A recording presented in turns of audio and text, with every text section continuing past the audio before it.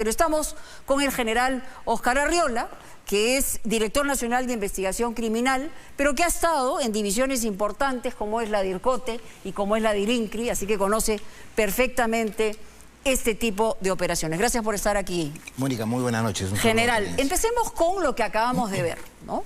Esta operación de la DIRANDRO, en este caso acompañado de la DIRANDRO en Pucallpa, pero que nos dan cuenta de una nueva ruta de la droga y que este distrito Constitución se ha convertido en un emporio, un manejo de la salida de la coca hacia otros destinos. Hablamos, no sé si de Brasil o de Europa, usted me confirmará. Pero yo la pregunta que le quiero hacer es, ¿por qué tenemos que estar preocupados todos los ciudadanos respecto al tema del crecimiento del narcotráfico? ¿Y cuánto se ha dejado hacer en los últimos años? El narcotráfico tiene un movimiento muy dinámico, funciona con clanes familiares y algunas penetraciones de organizaciones como Vermelho Rojo, de Río de Janeiro, que entra y trata de acopiar cierta cantidad de drogas para llevarlas hacia Europa. Ese es el destino final. Uno de los destinos finales importantes para esta línea de tráfico ilícito de drogas. Cuando le digo que es dinámico, es porque cuando se logra bajar a límites muy inferiores, pero importantes en la lucha contra las drogas en el Guayaga y también en parte del BRAE, destruyendo pistas clandestinas. Qué bueno que el reportero haya estado in situ en el lugar para ver cómo se destruyen las pistas clandestinas, las pistas de aterrizaje clandestinas, y en los próximos días van a ver la destrucción de por lo menos 15 pistas. Claro, pero así como se destruyen, se construyen inmediatamente. Se construyen y además en tiempos muy cortos. Por eso que es una lucha incesante, dinámica, proactiva, donde participa la Policía Nacional, la Fuerza Armada, el Ministerio Público también. Pero eso no cerca solamente a la región, digamos, que está en una ruta del narcotráfico, sino eso se expande a través de todo el país. Se expande a través de ciertas zonas que logran ser focalizadas, se logran comisos importantes de grandes cantidades de droga y la destrucción de laboratorios de fabricación de clorhidrato de cocaína, destrucción de pistas y la erradicación, que en lo que va del año van 13.000 hectáreas, y la meta final, de acuerdo a la proyección de Cora y de Vida para este 2023, que va a superar las anteriores, va a ser de 25.000 hectáreas, con todo lo que implica esta lucha de interdicción, erradicación y estrategias en las cuales ha participado ahora el periodismo. Ahora, se habían suspendido por muchos años los vuelos de interdicción. Entiendo que esto ya se ha aprobado, hay un acuerdo con los Estados Unidos. ¿Y en qué consiste? ¿De qué manera podemos evitar volver a tener un error fatal que generó precisamente el hecho de que en los últimos años no pudiéramos tener estos vuelos? Sí, un 20 de abril del año 2001 hubo una intervención, pues un antes y un después de error ello. Fatal, ¿no? Claro, y hoy día tenemos esta interdicción aérea no letal, que consiste en que por pericia, capacidades, habilidades de nuestros pilotos puedan combinar, invitar a las avionetas estas que llegan únicas solo y exclusivamente para favorecer transportando el alcaloide de cocaína, generalmente, a que aterricen en lugar donde van a ser intervenidas con todos los protocolos y las seguridades y el respeto por los derechos humanos, que es lo que debe primar siempre en estas operaciones. Pero hay un ofrecimiento de apoyo tecnológico, de inteligencia, que, digamos, se va a recuperar a partir de estos vuelos de interdicción con Estados Unidos, ¿o eso? Siempre estamos mirando de manera holística, esto es todo un paquete. Llegaron 4 helicópteros en una alianza siempre para fortalecer el tráfico ilícito de drogas. También ha entrado la minería ilegal de 4 helicópteros y hubo toda una ceremonia con el gobierno de los Estados Unidos. Pero de es América. La Policía Aérea, es la Fuerza Aérea, digamos. La Dirección Antidrogas, las direcciones especializadas apostadas en estos lugares que vienen dando esta batalla dura, ardua. Pero ¿quién se encarga? ¿Quién tiene la responsabilidad, por ejemplo, en esta condición no letal, de generar que estas avionetas aterricen cuando aparecen por los cielos? O sea, ¿quién tiene o qué institución es la responsable de Es un eso? trabajo conjunto de la Policía Nacional, O sea, es un comando las Fuerzas especial. Armadas, por supuesto, y el Ministerio Público, en la cual hay que perseguir también el delito desde su conducción jurídica para desde ahí incoar investigaciones, acusaciones, investigaciones preparatorias. Ahora, había escuchado que esto estaba vinculado al tema del llamado Comando Vermelho, que es un comando que viene del Brasil. Esto comenzó en los años 70 en Brasil con algún tinte político y luego terminó, digamos, como pandilleros vinculados al narcotráfico. Se dice que han tomado de alguna forma el penal de Ucayali. ¿Ustedes han podido corroborar eso? Hay algunas informaciones que se corroboran y inmediatamente se neutralizan. Recuerde que la criminalidad organizada no puede ser eliminada, sino mantenida, sostenida, o sea, se lucha incesantemente.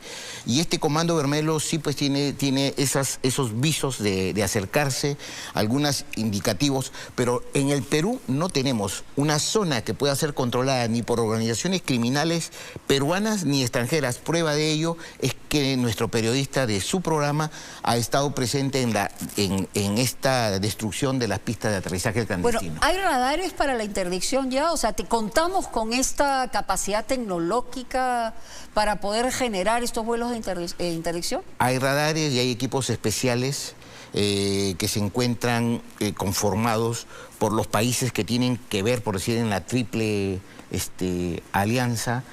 frontera, donde está Colombia, Brasil, el Perú. Hay equipos que están haciendo una lectura y también ahí contamos con otra organización criminal que es el PCC, el primer comando de la capital, que también tiene algún tipo de presencia. Para hacer una comparación, Colombia, Bolivia o en el caso de Brasil, ¿cuentan con estos vuelos de interdicción? Tienen su propia forma de interdicción, está todo concatenado. Hay esfuerzos, hay una estrecha coordinación desde las informaciones de inteligencia y la persecución en el delito con la cooperación internacional entra a tallar el Ministerio Público, y de tal forma que en distintos países como estos hay capturas de peruanos allá y de extranjeros de estos países acá en el Perú, y es ardua la batalla, pero es efectiva. Los números nos están dando la razón. Vamos a hablar de bandas criminales, de bandas también extranjeras, que en este momento son parte de su propia responsabilidad desde el punto de vista de la Dirección Nacional de Investigación Criminal. Se habla de 11 bandas extranjeras que actúan en nuestro país, que tienen controlados 33 plazas y 14 distritos. Esto ha sido corroborado como número, digamos, de estas bandas criminales que están vinculadas de alguna forma, ¿no?, a las grandes líneas de negocio que tienen que ver con trata, con extorsión, con sicariato, etcétera. Todo lo que estamos viviendo en Lima, pero multiplicado en distintas regiones del país. Las plazas es un término de esta megabanda transnacional autodenominada. Porque son territoriales, claro, ¿no es cierto? el Tren de Aragua. Cuando ellos hablan en diversas formas de expresión y que ya han sido escuchadas por nosotros, es por eso que acá en el Perú es el único lugar en la región que se ha logrado la captura de cabecillas de los integrantes del Tren de Aragua, de los gallegos, de los puros hermanos sicarios, de Dinastía Alayón, de los tiguerones que vienen de Guayaquil, Ecuador, y se les ha puesto tras las rejas en penales seguros como los de Chayapalca para evitar su acción nuevamente. Pero cuando hablamos de cuántos plazas... estamos hablando? ¿De cuántos, digamos, dirigentes de la criminalidad del Tren de Aragua y lo que usted me menciona están metidos en la cárcel? Por lo menos de unos 14 integrantes ¿Ya? que tienen la categoría de cabecillas, Ajá. ¿cierto? Pero son como 350 del Tren de Aragua y son como 2.000... 350 cabecillas. No, los cabecillas son 12, 14 cabecillas. O sea, ¿tienen a todos adentro los cabecillas? Por supuesto. Pero tienen una capacidad también de que, así como en las instituciones sale el de arriba y vuelve a sucederlo, ellos también, que aprovechamos esos espacios para seguir capturándolos. Hay 350 del Tren Aragua en las cárceles y extranjeros solamente de nacionalidad. Solo procesados, porque no están sentenciados, ¿no? Procesados un 60%. Tenemos 2.800 en los establecimientos penales a nivel nacional. Y una identificación muy proactiva de lo que se va moviendo, de tal forma que no hay zonas liberadas en nuestro país. No hay las plazas pero tomadas. son las tomadas, ¿no? Estamos hablando de Lima Norte, por ejemplo. Lima Norte, y si damos una mirada por Lince, por San Martín de Porras, vemos ahí una presencia, y por eso que el trabajo arduo con los alcaldes, antes del 15, ya lo anunció el ministro del Interior y el comandante general de la policía, Jorge Angulo, vamos a crear una brigada contra la criminalidad organizada en San Martín de Porres, con la frontera con el Ecuador, perdón, con el Callao. Ya, pero usted me está hablando de que deben, digamos, tomar esta responsabilidad los propios alcaldes, estamos hablando del Ministerio del Interior, estamos hablando de la policía. Se ha debatido mucho esta semana esta emulación eventual de este llamado Plan Bukele. Se ha discutido sobre estas posibilidades, pero aquí en el Perú, ¿desde cuándo, por ejemplo, no se construye una cárcel nueva? Es decir, tenemos cárceles repletas de gente, con 60% de gente procesada, ¿no? Parece que no entran más. Y lo que tenemos todos los días son actos de sicariato, son robos agravados, son extorsiones. Y ese tipo de criminalidad que tiene la desfachatez no solamente de matar, sino eventualmente se grafica en ese momento donde un criminal entra a un campo de fútbol, le agarra y termina la vida de una persona. O sea, es decir, hasta ese punto hemos llegado. Hoy día estamos 27 y podemos registrar de que se hace este comentario. La presidenta hizo un anuncio en el 28 de julio sobre que ya venían 2 cárceles más, y debemos de pensar. Pero no vienen solas, eso se demora un montón. Por supuesto. Para construir, por eso le decía, la última que creo que se ha construido aquí ha sido Ancón, ¿o me equivoco? Sí, Ancón 1, Ancón 2, y cárceles modelos, y así esperamos la construcción de más cárceles de esa categoría, porque tenemos que tener una mirada estratégica, una perspectiva de lo que está sucediendo, y que estamos dando una respuesta en números. Pero usted no siente, general, que la gente percibe que la criminalidad nos está ganando la batalla. El Perú ha pasado por momentos oscuros. No voy a hablar tanto del terrorismo, pero sí de la criminalidad organizada importada en los 80 y 90 desde México y Colombia con los secuestros. El secuestro de Xochitl, de Picasso Salina, de Bracale Delgado. O sea, ¿usted compara el momento con la época del terrorismo? Lo que pasa es que trato de traer a la memoria que en estos espacios de tiempo nos pusimos de acuerdo y arreglamos las normas. Fueron normas que tenían que ver... Usted sabe mejor que yo cuántos años nos costó. Por supuesto. Entonces habían medidas como un solo abogado por cada uno de los procesados al año. Todos los procesados iban con mandato de detención. Pero esto es delincuencia pura y dura. Pura y dura. Estoy hablando de delincuencia pura y dura. Sí. Recordemos que el 5 de mayo de 1998 salió una norma que le denominaron terrorismo agravado, era el decreto legislativo 895. Sí. Aquel que forma parte de una organización criminal usa arma de fuego para atentar contra la vida, el cuerpo, la salud, la libertad, la seguridad, cadena perpetua. Y en ese mes y medio mataron a 27 cambistas, y no fue sino la banda de Luis Campos Milla, alias El Momón. Y los 100 secuestros... ¿Cuánta gente han matado este año? Los 100 secuestros, para terminar, los 100 secuestros que hubieron ese año fue de Jacinto Valentino Collar Bellido Sánchez de Bedón. Cuando vamos a Estados Unidos, usted también propagó. Me acuerdo perfectamente. Cuando fuimos a Estados Unidos, una jueza preguntó, capitán Arriola, porque yo era testigo de cargo a favor de la deportación de Sánchez de Bedón, ¿es cierto que cuando lleguen al Perú van a ser, la justicia va a ser conocida por los militares? Y yo le dije que sí, porque era un derecho del Estado peruano de dictar normas efectivas en un estadio de emergencia para controlar la criminalidad organizada que producía oscuridad en aquel entonces. Baso esa reflexión y volvemos al año 23 en la situación en la que estamos. Así es. Las facultades que ha pedido el Ejecutivo, digamos, están vinculadas a temas más generales. Todavía el Congreso no ha debatido. Pero ¿qué tiene que cambiar en la cadena? Yo lo he escuchado a usted en más de una oportunidad quejarse, por ejemplo, después de las detenciones que hace la policía y el Ministerio Público suelta a gente. ¿Por qué? Porque no tiene el tiempo suficiente, porque no tiene las herramientas suficientes, porque cambiaron, digamos, la elaboración del expediente y la acusación de la policía a la fiscalía. Entonces, concretamente la pregunta es, ¿qué están pidiendo ustedes?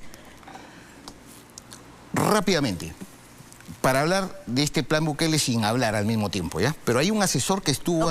Hablemos de lo que es real y de lo que sería... Entre las tantas medidas que tomaron. Una situación que no podría acogerse en el Perú. Voy ahí. Entre las tantas medidas que han tomado, pertenencia a una organización criminal, indicios, elementos de convicción, graves y suficientes de la pertenencia. ¿Cuáles son? Un tatuaje puede parecer violatorio de derechos humanos, pero es parte de una realidad en El Salvador. ¿Con un tatuaje para detener a una persona? Mara Salvatrucha, detenido. Ya, pero ¿eso usted lo razón. aplicaría en el Perú? Ahí viene el tema. Es que El Salvador... Porque usted sabe que en El Salvador también hay miles de personas inocentes que están metidas en la cárcel, ¿no? El Salvador, es la quinta parte de la población, es como Ica, 21.000 kilómetros cuadrados de extensión geográfica. O sea, para hacer una idea, El Salvador viene a ser como Moquegua y Tacna, más o menos. Sí. Con 6 millones de personas. Así, como 6. Y entonces tenemos que han aplicado estas medidas, pero es su realidad. Nosotros tenemos nuestra propia realidad. Por eso le debemos de aplicar las medidas. Acá? 33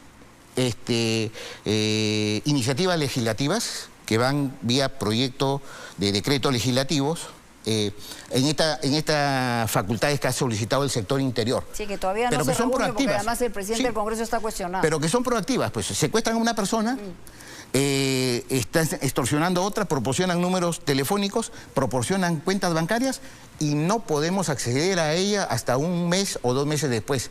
Parte de ello es eso, que cuando se tenga una persona privada de la libertad en flagrante delito, inmediatamente las empresas de telefonía brindarán toda la información requerida directamente a la policía. La policía dará cuenta rigurosamente al Ministerio Público. Igual pasa con las cuentas bancarias. Acaban de este programa de propalar las estafas que se producen, ¿sí? Y entonces esta persona está yendo 18 meses de prisión preventiva, ¿cierto? Está bien, pero si le vamos a creer de que esta persona, si le vamos a creer a esta persona de que dio su cuenta ingenuamente, entonces no vamos a establecer nunca justicia. Vuelvo a los Mara Salvatrucha y al tatuaje.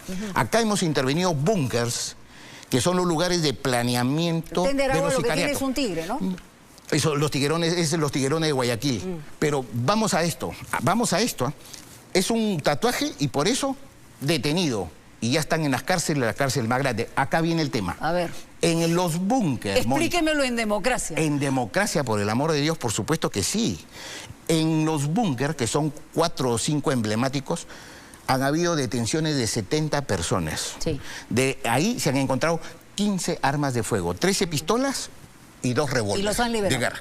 Y liberados todos. Imagínate. Por eso, ahí es donde le pregunto, esa es mi pregunta. ¿Qué debe cambiar en el proceso que nosotros tenemos? ¿Qué debe cambiar para que esto sea más eficiente y no se deje en libertad a gente que está vinculada a estas bandas de extorsionadores, de criminales? La sintonía y la conciencia plena del rol que nos toca. Pero ¿usted cree que el Ministerio Público no tiene esa conciencia? O, le pregunto al general, en realidad no tiene las herramientas necesarias y un nivel de comunicación horizontal con la policía para elaborar en cortísimo tiempo, ¿no?, los expedientes para poder meter a esta gente, por lo menos en preventivas y luego procesarlas. Bueno, el delito es un delito contra la seguridad pública, delito y peligro común, y es porte o tenencia ilegal de armas. ¿Qué más? Si ya están las armas, hay 15 armas de fuego con las cuales van a seguir matando a las personas. Y entonces, ¿quiénes son los que están adentro en ese lugar? ¿Sabe quiénes están? Personas que no tienen arraigo familiar, no tienen arraigo domiciliario, arraigo laboral, ¿sí? Además registran antecedentes de sicariato, homicidio. Entonces, lo vamos a conocer todos los días. Entonces, ¿cómo podemos renunciar a la persecución del delito? El problema está en el Ministerio Público. ¿Y cómo podemos dejarlo? El Ministerio Público postuló en este último de la Pantera Rosa, de 21, y quedaron 3. Dentro de todas nuestras desgracias, damos un saludo que la jueza dio 3. Y los demás 18 comparecencias restringidas. ¿Por qué? Porque en Chaclacayo, Punta Negra, 15 armas, 10, donde fue encontrada Wanda. Sí, pero sobre todo, por ejemplo, el cómplice del maldito Cris. Los 2. El juez señala, ¿cómo no le voy a dar libertad si a mí ni siquiera me dijeron que este sujeto pertenecía al Tren de Aragua, es decir, no estaba en el expediente. Eso es lo que señala el juez. Entonces, le vuelvo a preguntar al general, aquí hay un tema de indiferencia de parte de la cadena de seguridad, que es la que tiene que hacer su chamba, es decir, Ministerio Público y Poder Judicial, y la institución policial está haciendo los esfuerzos necesarios. Acá hay un problema, ¿dónde está el teléfono malogrado? Esa es la pregunta. Sí.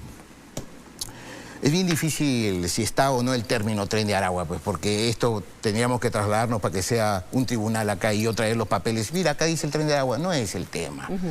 Es conciencia. Los jueces tienen que ser independientes, autónomos, fallar con intuición, conocimiento, experiencia, ponderación del hecho, todo. Pero ahí están las armas.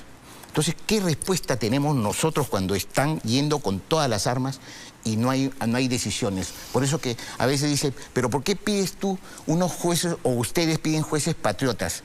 No es que se aparten de la línea recta y de impartición de justicia correcta a nombre de la nación, sino que fallen en favor de las víctimas, en favor de la ciudadanía y no en favor de las garantías de personas procesadas que no merecen que se les respete los derechos humanos. Retiro lo último porque seguramente de acá salen 100 cosas en las redes.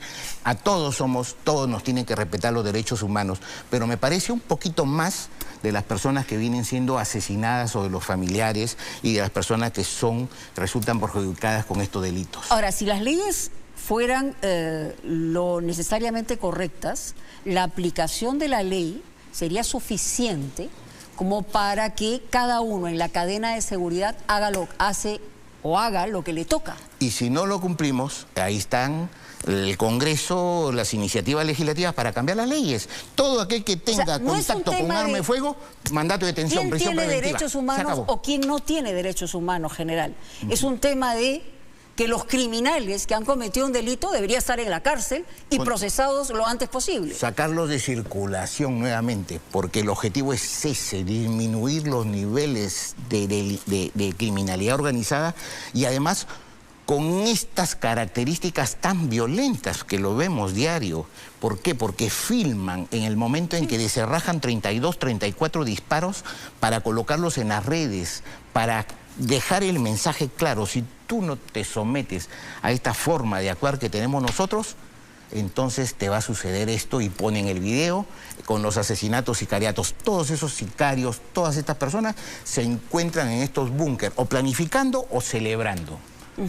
El tema está clarísimo ahí, pero no ha habido esta respuesta pues en todos estos eventos. Punta Negra, Chaclacayo, Canta, la cabaña donde cayó Wanda. Wanda no está procesada por eso y se encuentran ingentes cantidades de droga. Por eso que esto no puede ser estudiado desde la cárcel de Tocorón, donde está el niño guerrero responsable del Tren de Aragua, y dirá, oiga, cuando se junten, vayan a un lugar y van 30 y las armas, a la hora que entra la policía, las tiran nomás. Porque después, como no van a poder individualizar, van a salirse en libertad. Y no es, pues. En el caso de Wanda, ¿ustedes creen que todavía está en territorio nacional? Porque yo he escuchado, digamos, a connotados representantes de la policía hablar que se le siguen los pasos, que hay información, que ya la vamos a capturar, pero estamos hablando de esto hace varias semanas. La policía no tiene fronteras. La misma pregunta también periodistas tan connotados como tú lo hacían con Maldito Cris. Y la respuesta estuvo ahí. Lo único que Maldito Cris estuvo en una banda criminal que así debió ser tipificado como banda criminal, por lo menos. ¿Sí? Porque las personas que estuvieron con él tuvieron disparos recientes.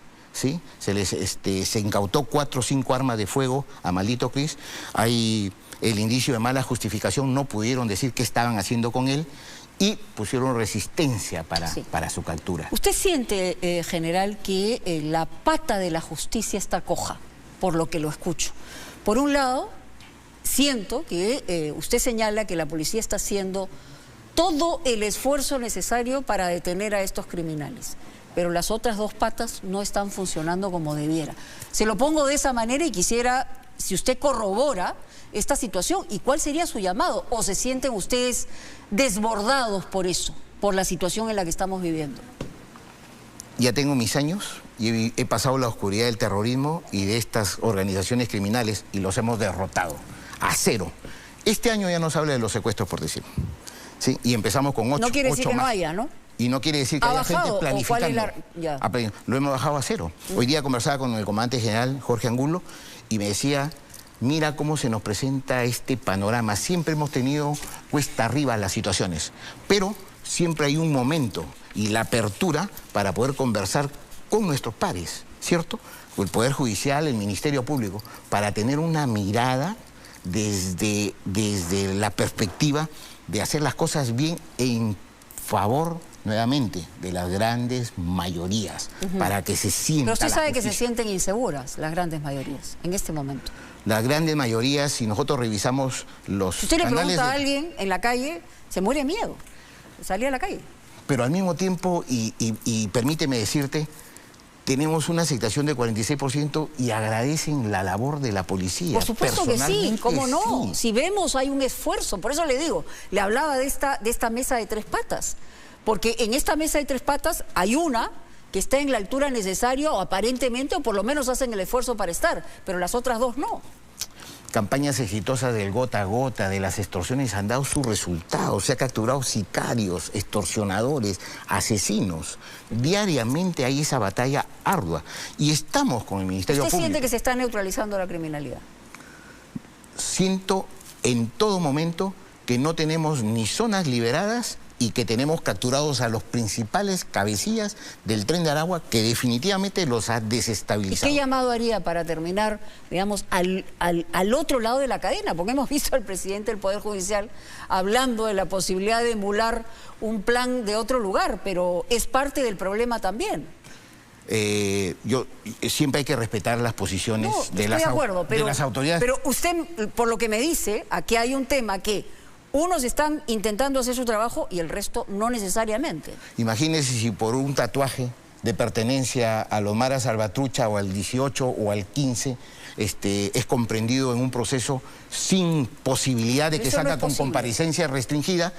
Y eso es una ardua lucha, ese es un plan, como se llame, fuerte, enérgico, firme. ¿Usted estaría duro. de acuerdo con eso? Ya. Y acá, encontrando armas, no tenemos la cárcel, sacarlos de circulación. No es que uno sea carcelero ni abusivo. Hay que sacar de circulación los que nos van a matar más tardecito con esas armas. El mensaje está clarísimo. Y no se trata de atropellar a nadie, sino de ponderar todas las circunstancias. Caen con armas de fuego, caen con drogas, tienen antecedentes policiales de sicariato, robo, extorsión, y no tienen arraigo familiar, laboral, ni nada. Han ingresado irregularmente al país. Por eso, la aplicación de la ley debería ser suficiente, pero no ocurre. O hagamos otra ley, pues todos los que son encontrados en estas circunstancias, como ya lo vivimos, ¿sí? Algunos le llaman el derecho penal del enemigo, pero es el derecho del pueblo, del Estado, de la nación, de los peruanos que queremos vivir en paz. Gracias, general. Muchas gracias por estar con nosotros. El general Óscar Arriola estuvo con nosotros.